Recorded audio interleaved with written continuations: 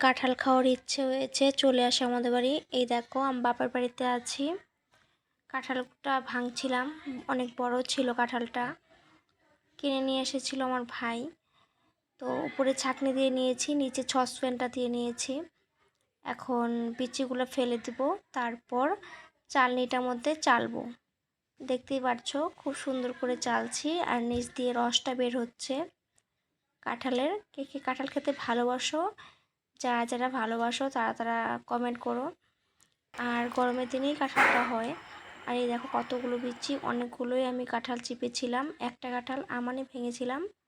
রসটাও খুব সুন্দর হয়েছে।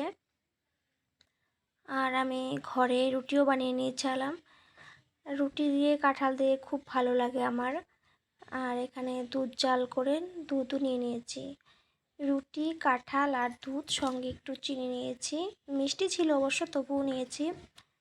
তো রেখে দিয়েছিলাম অনেকক্ষণ, 10 মিনিট রেখে দিয়েছিলাম গরম দুধটা দিয়ে। কাঁঠালের রস দিয়ে রুটিটা ভিজেছিলাম। এ তখন মাখো মাখো হয়ে এসে, দেখতেই পাচ্ছ মাখো মাখো হয়ে গেছে। আমি এই মাখো মাখোটা খেতে ভীষণ ভালোবাসি। কার কার খেতে ইচ্ছে করছে সে চলে আসো আমাদের বাড়ি। তো টাটা, আজকে অবধি।